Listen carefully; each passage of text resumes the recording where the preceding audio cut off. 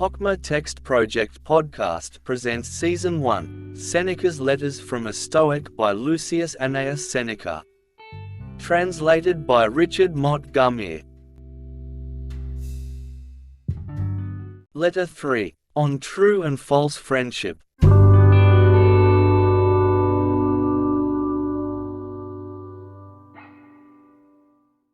You have sent a letter to me through the hand of a friend of yours, as you call him.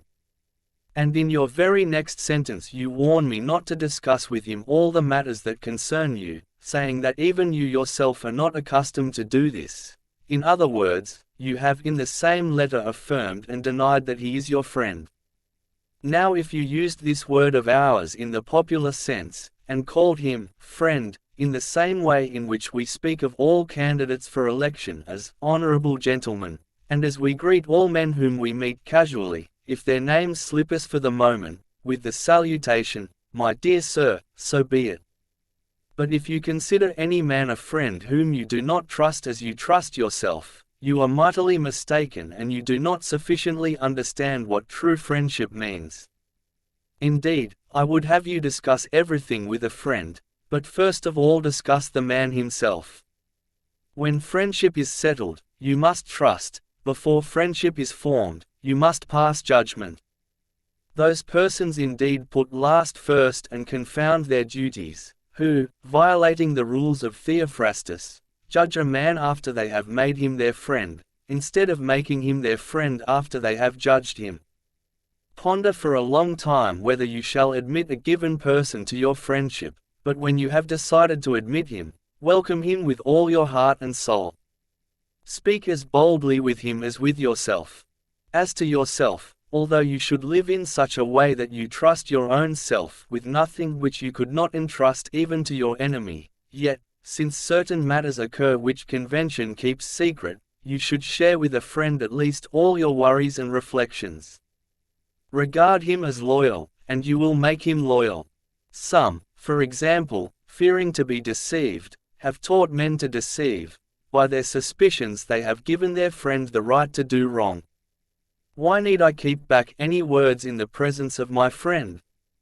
Why should I not regard myself as alone when in his company?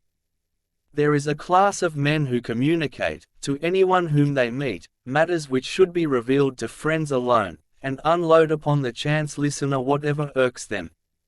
Others, again, fear to confide in their closest intimates, and if it were possible, they would not trust even themselves, burying their secrets deep in their hearts. But we should do neither. It is equally faulty to trust everyone and to trust no one.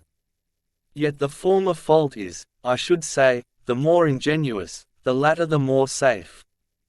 In like manner you should rebuke these two kinds of men, both those who always lack repose, and those who are always in repose.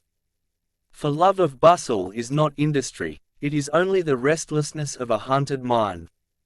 And true repose does not consist in condemning all motion as merely vexation, that kind of repose is slackness and inertia. Therefore, you should note the following saying, taken from my reading in Pomponius: some men shrink into dark corners, to such a degree that they see darkly by day. No, men should combine these tendencies, and he who reposes should act, and he who acts should take repose. Discuss the problem with nature, she will tell you that she has created both day and night. Farewell.